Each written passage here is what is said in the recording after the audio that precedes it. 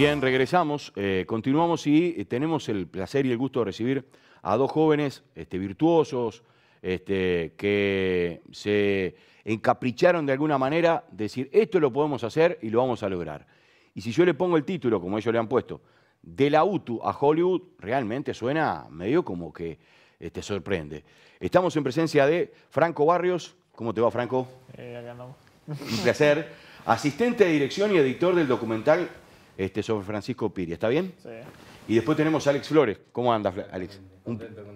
Gracias por venir, ¿eh? No, por favor. Director del documental Sun City. Ambos son estudiantes, realizadores. Hoy están en tercero. El año pasado, cuando comenzaron a hacer este documental, estaban en segundo. De audiovisual Arrayanes. Estamos hablando de un documental que fue seleccionado en un festival de Estados Unidos y que podría ser, o va a ser exhibido en Hollywood y en el Reino Unido. O sea que vamos hasta Hollywood no paran. Bueno, ¿cómo nace esto? ¿Cómo comienza esto? Bueno, Sun City nace como un proyecto en clase, un proyecto que teníamos que presentar para de alguna manera los docentes nos calificaran. A mediados de año los docentes nos proponen realizar un documental que tenía que ser corto porque la exigencia de la preproducción era muy larga. Claro. Fíjate que a pesar de todo, de que nuestro documental dura 8 minutos, nos llevó 2 meses hacerlo. O sea, nos llevó de los meses que tenemos del año pasado prácticamente un 20%. Claro, o sea, dura... Dura 8 minutos. 8 Tenemos minutos, igualmente bastante material. Es decir, tuvimos que hacer Bueno, Franco tuvo que hacer un gran trabajo de edición para llegar a tener algo armónico, porque si no, Claro. queda por los aires la historia. ¿Por qué surge lo de Piria, lo de Pitamiglio? En realidad todo surge más por Alex, la parte de la idea, y fue una idea que en realidad se transformó, porque en realidad creo que originalmente era otro rumbo que quería tomar, pero mientras más se metía en el tema, más como que cambió la dirección y terminamos hablando de Pitamiglio, el tema de la alquimia, o sea... yo no sé, a lo mejor él puede contar mejor cómo fue ese cambio Claro, de... claro. Tú eras el que, de alguna manera, editabas, Sí, armabas todo. Sí, Tú eras el que estaba horas así frente a él. sí, yo tuve. ¿Y tú eras el que elegía las imágenes? Sí, hubo mucha... Ahí lo tenemos, mire. Hubo mucha como mano de otros compañeros, como por ejemplo Shannon, que hizo cámara, también algo cambió, Alex creo que hizo la misma intro, la ideó él, con un par de imágenes, tampoco muy complejo. Y yo más que nada edité, porque tuvo muchos cambios, fueron bastantes cambios, del principio a cómo lo queríamos hasta ahora, que quedó bastante diferente, porque literalmente teníamos de Carlos, la entrevista que más aparece, Sí. creo que tenemos más de 1 hora de material.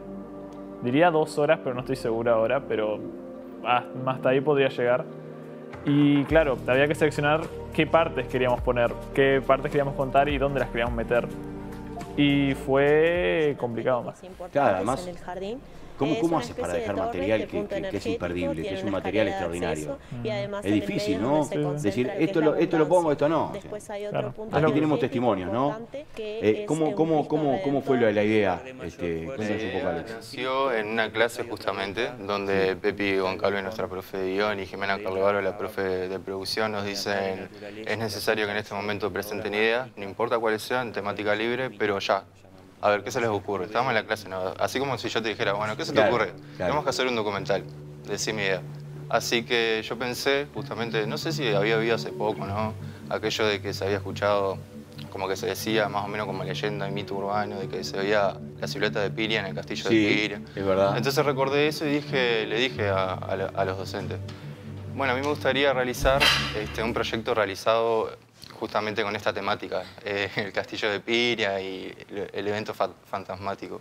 Así que le comenté la idea a los docentes me dijeron, me parece bien, creo que va medio encaminado, y comenzar a escribir, a investigar. Teníamos un proceso muy largo de investigación porque una vez que llegamos a Piria, nuestro personaje, encontramos muchísimo material. No era que solamente teníamos un poquito. Pepi nos empezó a recomendar archivos, PDFs, comenzamos a visualizar también documentales que ya existían para no volver a repetir lo que ya se había hablado. Además teníamos una copia, claro. No tenía sentido, sino claro.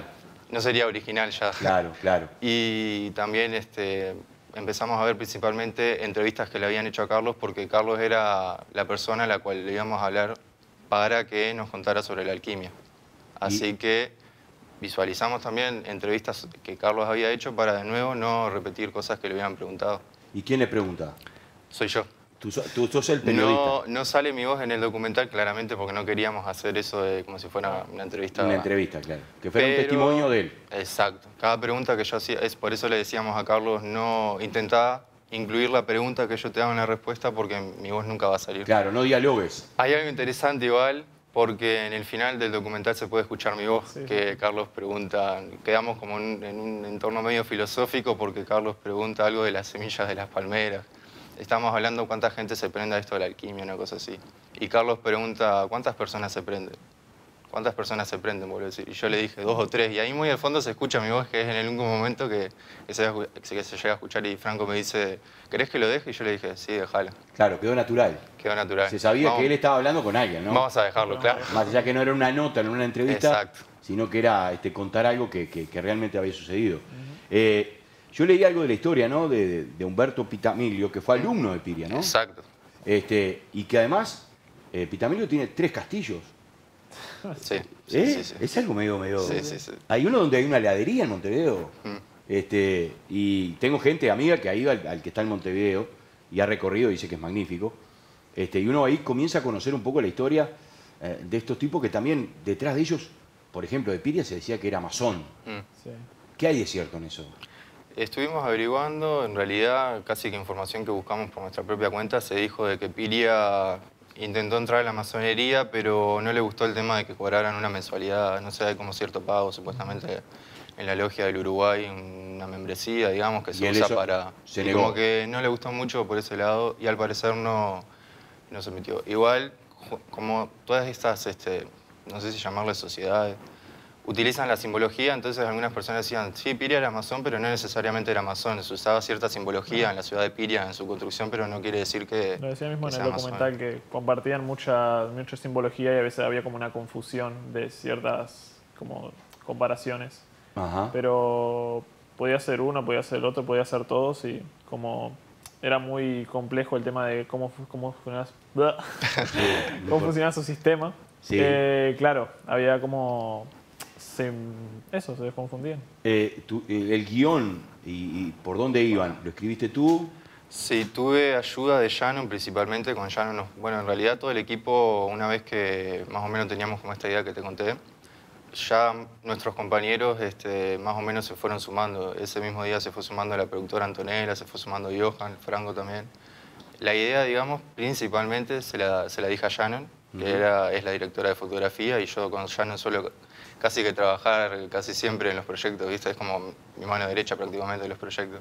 Así que le dije, no te sientas ofendido, le dije esta idea y empezamos a escribir una carpeta. Ella lo iba viendo del lado estético, Sí. por ser fotografía, etcétera, y que le interesaba eso, y yo lo iba viendo del lado más técnico, por decir así, o más de la historia, de la ¿Y cuánto narrativa. escribiste y borraste y tiraste la papelera? ¿Mucho o poco? Creo que no mucho, porque ya te digo, como le dimos un toque medio filosófico y la filosofía no tiene como un... Ajá. No fue muy complicado, creo. Sé que yo por lo menos al ser director tuve que escribir una nota de director, que eso no salió a luz, digamos, porque quedó en esa carpeta. Igualmente yo intenté hacer como una nueva nota como para la prensa y contar justamente, realmente como el espíritu de este documental. Está muy bueno. ¿La música quién la eligió? No soy el culpable. Sí. Hay algo interesante también y es que, por ejemplo... No es fácil elegir música. No es fácil por los derechos Los de derechos, autor. claro. A mí me pasó Nos de poner en costó- algunas notas que la colocabas en YouTube Sí, y enseguida... y enseguida te la... Enseguida, o te dicen, bueno, ten cuidado. Me primer pasó con la strike. bombonera, el Estadio Boca, hicimos un trabajo una vez, el museo de Boca, todo bien, colocamos una música y me la Sí, cortaron sí. enseguida. Eso fue lo primero que nos dijeron. Cuidado con la música. Vamos a empezar Pepi principalmente, que es la que se maneja más por los derechos de autor. Vamos a empezar desde ya, del bachillerato, a trabajar con derechos de autor, con pedir permiso, con no hacer nada a la apurada y tener siempre papeleo. Tenemos permisos, por ejemplo, de los entrevistados hasta el día de hoy. Los derechos de la sesión de imagen, hasta el día de hoy la tenemos. No tuvieron problema. No tuvimos problemas. Ese mismo día Antonella llegó copias de estos derechos de autor, los hicimos firmar, leyeron las pautas y eso, y no hubo problema. Y te decía algo interesante con la música, y es que desde el primer día que nos empezamos a reunir como equipo, ya empezamos a ver la música. Y como que de alguna manera, no sé cómo, giró el documental en torno a esa música. Hay algo interesante justamente cuando comienza el documental, un intro, hay una voz de un filósofo, Alan Watts, que dice una frase, I wonder, me pregunto qué pasaría si pudiéramos soñar con lo que queremos. Una cosa así era más o menos ese lema. Y esta frase no fue que se seleccionara después de que vimos que esto iba por el lado de la alquimia, lo espiritual, sino que desde el día que estábamos preparando el proyecto, ya teníamos como esa frase, ya teníamos como una base, es raro. Lo hablamos cada día. Es raro, ¿no? Es raro, pero ya teníamos como el... ¿Qué queríamos hacer? Todo el documental fue un proceso raro. Sí. ¿Y la música de quién es? La música tenemos artistas que lo conseguimos en una plataforma, justamente donde se ceden derechos de autor, artlist.io se llama la plataforma, y por lo general creo que son la mayoría extranjeros, no sé si de Estados Unidos o algún europeo. No tuvieron ningún problema entonces. Es más, nos escribió justamente uno de ellos, Shane Williams, nos escribió justamente al documental, en los comentarios, de la sección de YouTube, y nos dijo, thank you for using my music, gracias por usar mi música. Le dijimos, no, por favor, gracias a vos. Claro, porque yo tengo conocidos, amigos, productores de teatro que han querido producir obras, en algunas han pagado un dinero que está dentro del alcance del uruguayo, pero otros le han pedido un dinero que es imposible hacer la obra.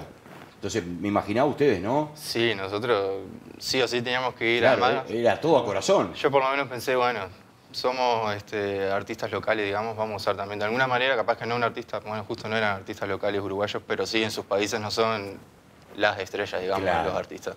Claro, ahí decía, cuando arrancaba el documental, en memoria En memoria de Andrés La Cruz. Sí. Nos pasó algo, bueno, claramente un fallecimiento inesperado, pero justamente estábamos en las semanas de rodaje, no me acuerdo si era la segunda semana, la segunda entrevista que teníamos que realizar.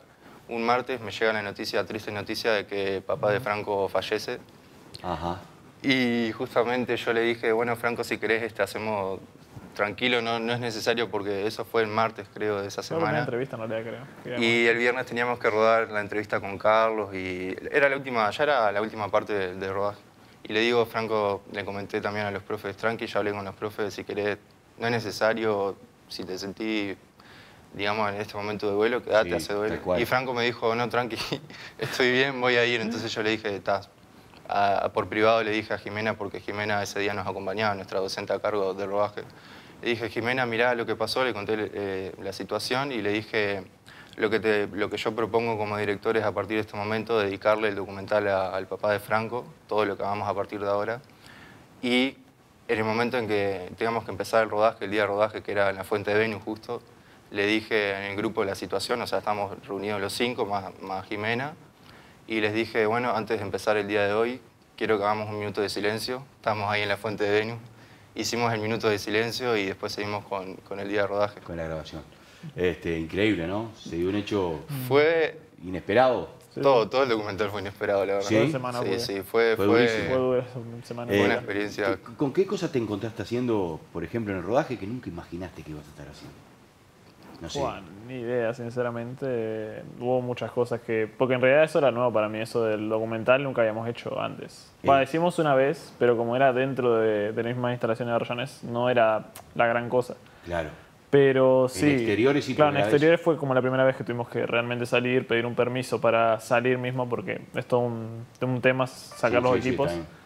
Y la verdad fue ir bastante moverse de acá para allá. Creo que en un momento incluso la fuente, ¿cómo era este lugar? La Fuente del Toro, ¿no era? Sí. El Cerro del Toro. El Cerro del Toro. Sí. Nos quedó sin agua, que era justo ahí donde va a ser la... Qué increíble. Claro. Nos avisaron una hora antes de que íbamos a ir hasta allá para entrevistar a Carlos. Justo en ese momento se nos cortó el agua. Y... ¿Tuvieron que cambiar el día? Claro, tuvimos que cambiar... tuvimos que cambiar el lugar. El lugar. La locación. Nosotros queríamos ir a ese lugar porque justamente como íbamos por el lado de la alquimia y lo místico y espiritual, queríamos que Carlos nos diera un ejemplo porque él nos contaba que esa agua tiene cierta radioactividad, que no es muy mala, digamos, dentro de todo. No es negativo. O sea, se puede, por ejemplo, nos decía tomar, o si no queríamos tomarla, no nos queríamos arriesgar, se la diéramos a las plantas y probáramos de que esa agua realmente como que beneficiaba esa radioactividad. Así que estábamos ahí, los principales problemas se los llevó la productora porque era la que gestionaba todo. Claro. Y acabamos de llegar, íbamos en 2 autos, una camioneta y un auto. Una camioneta que nos prestó el campus del Este, que maneja el auto, digamos, en la parte este del Uruguay. Sí. Y un auto de nuestra docente Jimena. Llegamos recién. Yo todavía estaba sentado en la camioneta, en una de las camionetas. Se me acerca Jimena y Antonella y me dicen: Alex, por favor, no te nos enojes con nosotros, pero nos acaba de cancelar Carlos porque el cerro estamos viendo, el Toro no estaba emanando agua, digamos. Y ahí, bueno, tuvimos que gestionar una nueva locación y terminamos... ¿A dónde se fueron? En el Castillo de Piria. Ahí es cuando nace la entrevista ahí en el Castillo. No queríamos tampoco repetir porque todas las entrevistas... Y justo fueron en ese salón y... Claro. Y bueno, ¿qué cosas te sorprendió del Castillo? Del Castillo... ¿De cuál de los dos? Yo tengo 2 historias particulares. Una es que estábamos por grabar. Ya habíamos hablado con Víctor, porque Víctor Burgo es uno de nuestros docentes también de producción.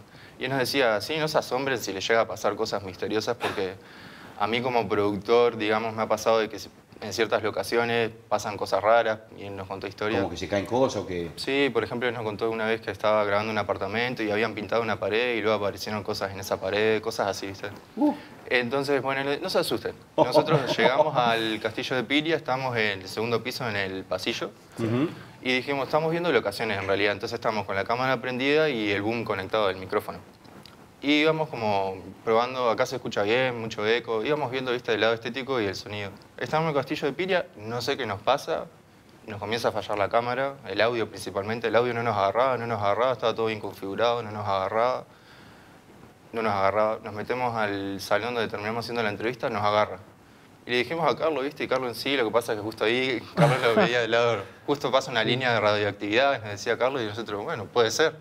Al rato terminamos la entrevista, después de las 2 horas, no sé cuánto tiempo estuvimos ahí. Y yo me quedé con Shannon para hacer una última toma en el segundo piso. Franco, todo el equipo ya había bajado. Estábamos bajando las cosas. El Castillo de Piria nos había dado una ayuda, digamos, los funcionarios de la seguridad para que nadie subiera, o sea que no había nadie más arriba. Y a mí me pasa que estoy en la parte donde se puede subir al tercer piso, al último, a la azotea, digamos. Sí. Estamos filmando en este armario, por decir así, que no da a ningún lado, esas 2 puertas que se abren y se ve solamente la pared y arriba no hay nada. Estamos ahí filmando con Shannon y, viste, de nuestra vista periférica. Yo estaba medio dado vuelta así, Shannon estaba como apuntando, digamos, al armario. Y veo algo en el espejo que justo daba, digamos, afuera, ¿viste ese pasillo? Sí. El pasillo. Un espejo que tiene la particularidad de que es de los únicos espejos originales que quedan, nos contó Carlos. ¿Y? Es uno que tiene, no sé si los has visto. No la hagas larga, cuéntame. Y la dejo en suspenso, que lo contamos otro día. ¿Y? ¿Miraste el espejo ahí? Veo el espejo y veo una silueta, una sombra, alguien caminar, unas piernas, no sé, y empiezo a atinar a decir, Franco, nombres, ¿viste? Al azar de nuestros equipos, nadie me respondía. Ya escucho un grito de abajo de Antonella que nos dice, ¡y gurises, terminaron! Acá no hay nadie, ya no se me asustan también y bajamos enseguida. Eso fue lo más particular que vimos, ¿viste? Pasó todo el día hablando de eso, literal. Y me quedé todo el día súper... Claro. Y como para no. Me quedé con la sensación, che, ¿qué habré visto? Estoy bien. Y después los gurises, todo el equipo subió a mirar al espejo a ver si veían cosas. Y vamos, no les va a aparecer. Pasó esa vez. Ya está. Me aguantan un segundo, me voy al móvil y después ya lo despido. Dale. Me voy con Florencia Sagasti, ya casi en el final de la mañana de hoy. Déjame mirar la hora. A ver, estamos en las 2:19, sí. Me voy con Florencia para después despedir a los chicos acá que me van a contar cómo fue cuando llegó la noticia de que en Hollywood ya lo reconocían. Florencia, ¿nos despedimos?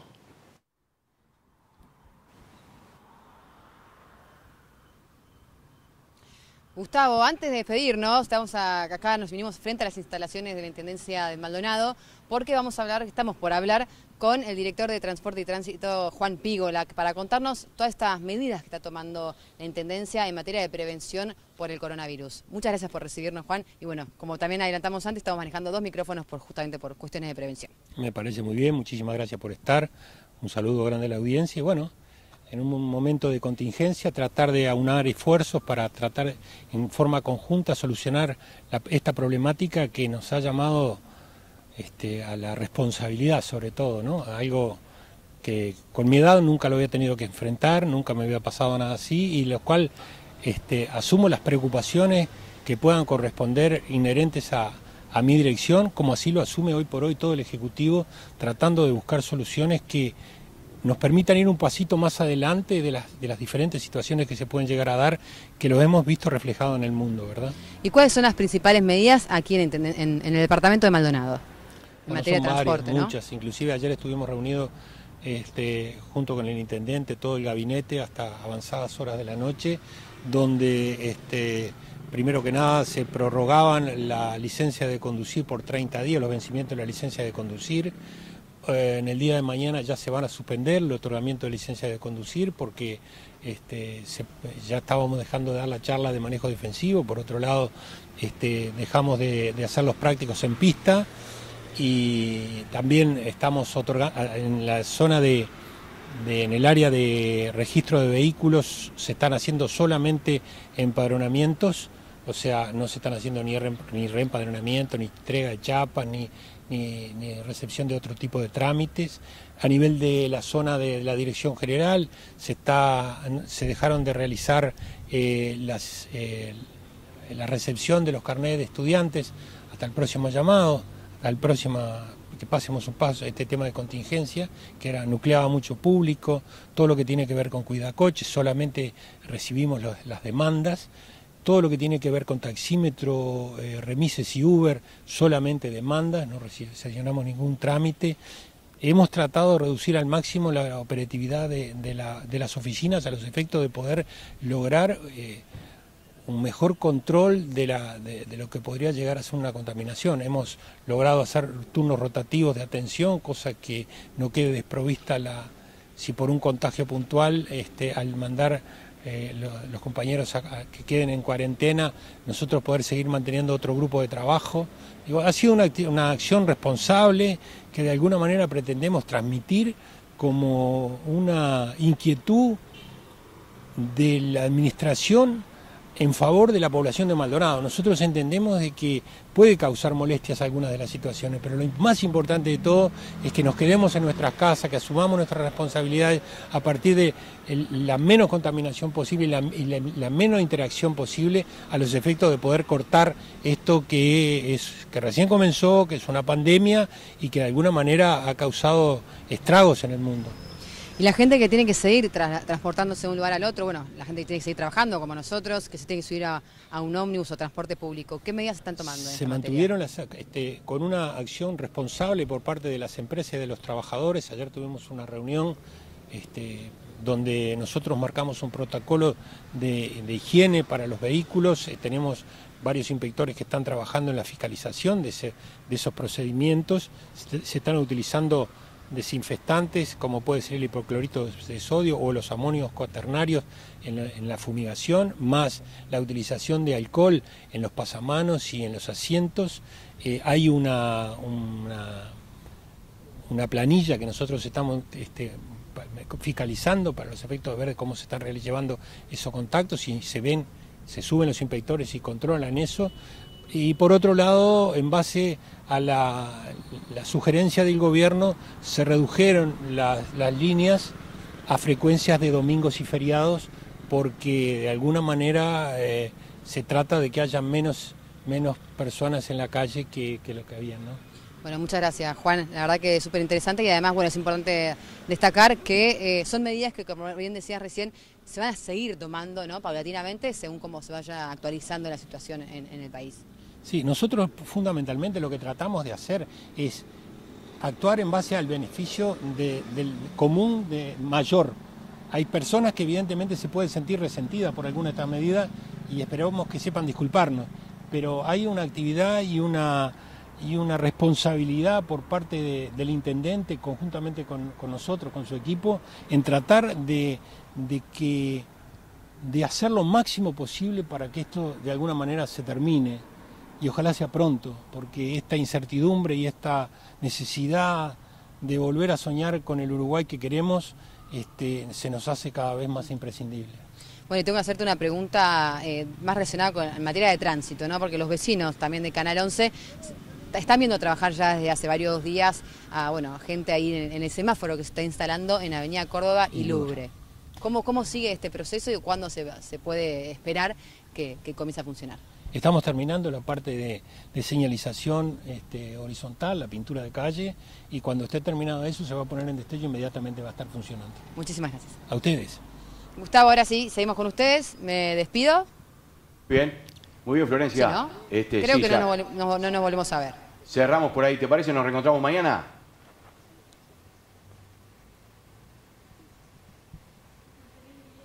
Así es, y bueno, nos volvemos a encontrar mañana. Terminen ustedes con el programa, entonces, un saludo para todos.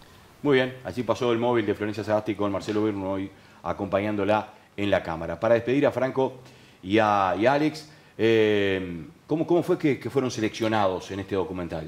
Bueno, yo hice como un proceso investigativo por afuera, es decir, yo encontré algunas herramientas y eso, luego le dije a Franco, mirá, encontré esto, podemos enviar el documental, necesitamos sí o sí subtitularlo en inglés porque era una exigencia. Nos reunimos un día, fue súper fácil subtitularlo, bueno, más o menos.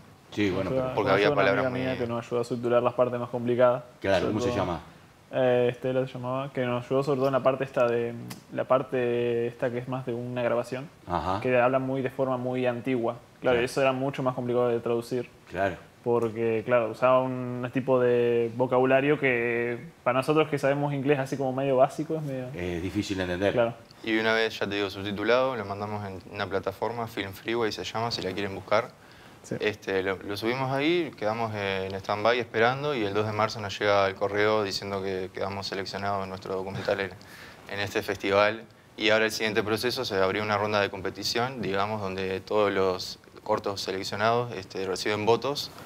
Y una vez que todos esos cortos seleccionados tengan suficiencia de votos, digamos, la necesaria, se eligen 5 y esos 5 luego el jurado mismo del festival hace nuevamente como una selección entre premios y dentro de esos premios puede estar que nos inviten a ir a Hollywood o a Pinewood Studios, que es en Reino Unido, a exhibir el cortometraje. ¿A los dos lugares o a uno? Creo que es a los dos, probablemente. Sería jugar en Maracaná a la final de 50. Llegamos al Reino Unido y después a Hollywood. O sea, claro. Le caemos con uruguayos a la industria. Impresionante, impresionante. La verdad, Franco Barrios y Alex Flores son dos chicos estudiantes de UTU que, bueno, como decían y contaron la historia, un día una profesora le dijo, bueno, un documental, ¿de qué? Eligieron el castillo de Pitamiglio y el de Piria, ¿no? Sí. Los dos. Exacto. Y ahí comenzó esto que trascendió, lo enviaron a Estados Unidos y hoy podría ser justamente premiado en Hollywood y en el Reino Unido. Yo lo felicito, la verdad, cuando hablamos, ¿qué hace la juventud? Si estuvo y así, eso lo escuchan todos los días. Algo que me gustaría decir, además de agradecerles de todo el apoyo, digamos, es que estaría bueno también estudiantes del bachillerato, tecnicatura, que también intenten que sus proyectos no queden solamente en la clase y hay maneras, hay facilidad hoy en día de enviar su corto y el día de mañana capaz que hicieron una ficción en la clase y toma para vos, quedó en Hollywood de nuevo. Claro. Además, te sientes tú mismo con... Claro. O sea, más allá si te dan el premio o no te dan, tú dijiste esto lo hice yo, lo envié. Y que vean, o sea, yo por lo menos me inspiré de que 2 compañeros que ahora son egresados, quedaron seleccionados por el Fondo de Incentivo Audiovisual de Maldonado, hicieron 2 documentales, al tiempo lo mostraron en el Festival de Cine de Punta. Yo dije, ellos lo hicieron, yo lo voy a hacer y que estaría bueno que si me ven a mí también y ven a ellos, digan, bueno, Alex lo hizo, lo hicieron también ahí en Arrayanes, ustedes también lo pueden hacer. Muchas gracias y mucha suerte y seguimos en contacto. No, por favor, gracias a vos. Vamos a hacer la pausa, la última, y ya entramos en el tramo final.